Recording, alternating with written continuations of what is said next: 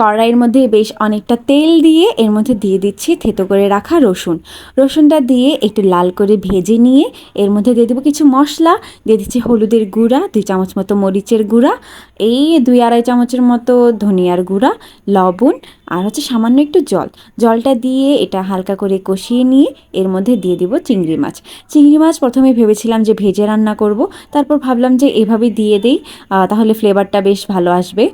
তাই আমি লবণ হলুদ চিংড়ি মাছের মধ্যে দিয়ে ফেলেছিলাম, ব্যাপার না, এখন একটু কম দিলেই হয়ে যাচ্ছে। চিংড়ি মাছগুলো দিয়ে মশলার সাথে ভালো করে মিশিয়ে নিয়ে এর মধ্যে দিয়ে দিচ্ছি লাউয়ের ডাঁটা, বেগুন আর আলু।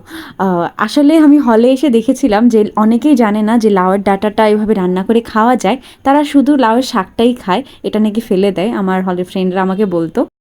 তারপর ওদেরকে আমি এভাবে রান্না করে খাইয়েছিলাম এইভাবে, আর হচ্ছে শুটকি দিয়ে, এটা কিন্তু বেশ দারুণ লাগে খেতে। তারপর এগুলো দিয়ে ভালো করে নেড়ে চেড়ে আমি ঢেকে দিয়েছি, অল্প সামান্য জল ছিল ধোয়ার পরে, সেটাই রেখেছি, আর কোনো জল দিতে হয়নি, আর কোনো মশলা যাবে না, ব্যাস ঝোলটা শুকিয়ে আসলেই তরকারি একদম রেডি।